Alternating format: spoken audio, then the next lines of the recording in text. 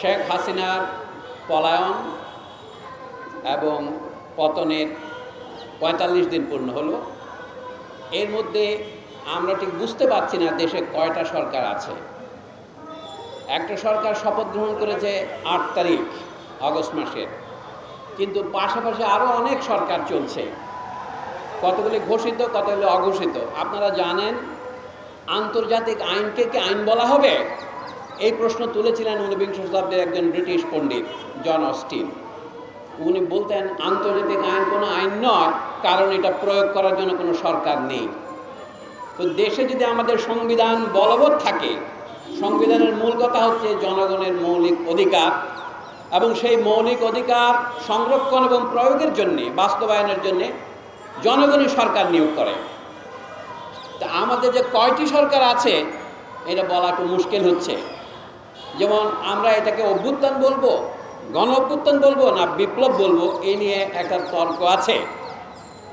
আপনি যদি এটাকে গণ অভ্যুত্থান বলেন, এই গণ অভ্যুত্থানের ফলে এই সরকার গঠিত হয়েছে, তাহলে এই সরকার জনগণের ইচ্ছে বাস্তবায়ন করবে না জনগণের ইচ্ছের বিরুদ্ধে যাবে? এটা হচ্ছে এই সরকারের বৈধতার মাপকাঠি। এখন ধরুন এই বিপ্লবের সাথে কতগুলি উপপ্লব তৈরি হয়েছে, উপবিপ্লব বলতে পারেন। দেখা যাচ্ছে নানা জায়গায় জাতীয় সঙ্গীত বদলাবার স্লোগান দেওয়া হচ্ছে।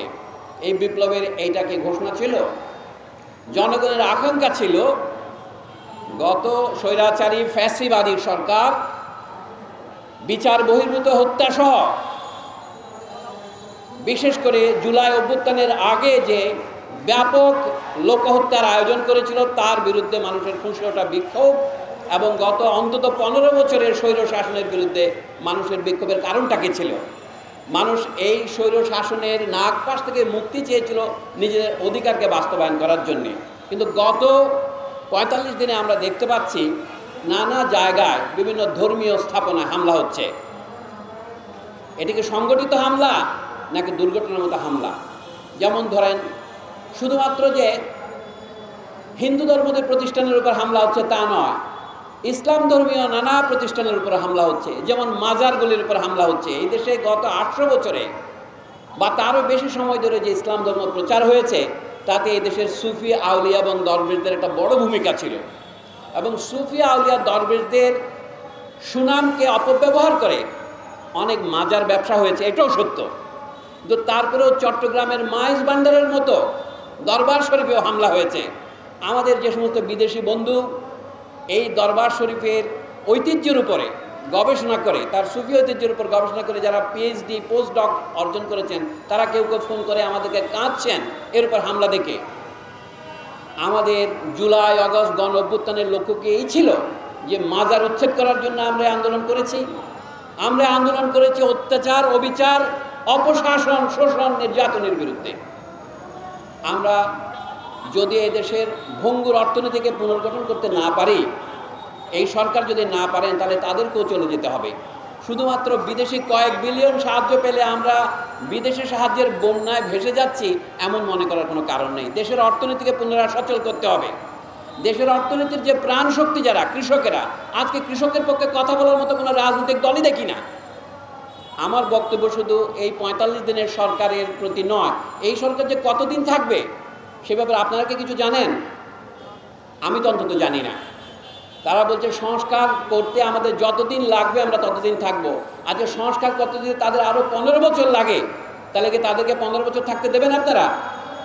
তাহলে তাদের বলা উচিত এই সংস্কার করতে কত দূর লাগে। আপনারা নাজিম হিকমতের কবিতা জানেন, বিংশ শতাব্দীতে মানুষের শোকের আয়ু বড় জোর ১ বছর, এবং এই সমস্ত সরকারকে মানুষ বড় জোর ১ বছর সহ্য করে, এর বেশি করবে না। কারণ মানুষ তার লক্ষ্যে পৌঁছানোর জন্য সরকারকে একটা মাধ্যম হিসেবে ব্যবহার করেছে। সরকার হচ্ছে আমার অধিকার বাস্তবায়নের গ্যারান্টি। যদি ঊনবিংশ শতাব্দীতে আন্তর্জাতিক আইনকে আইন বলা হতো না, অন্তত অনেক মনীষী বলতেন না, কারণ এই আইন বাস্তবায়নের কোনো শক্তি নেই। আমাদের অধিকার রক্ষা করার শক্তি যদি বর্তমান সরকারের না থাকে, বা তার সাথে যে অন্যান্য উপসরকার আছে, অঘোষিত সরকার আছে, তারা যদি এটা বাস্তবায়িত হতে না দিয়ে থাকে, সেটা মালিকদের হতে পারে, এটা সেনাবাহিনীর হতে পারে, এটা অন্যান্য বিভিন্ন রকমের প্রাইভেট বাহিনীর হতে পারে, তাহলে এই সরকার কিন্তু যে ম্যান্ডেট দাবি করছেন সেই ম্যান্ডেট বেশি দিন থাকবে না।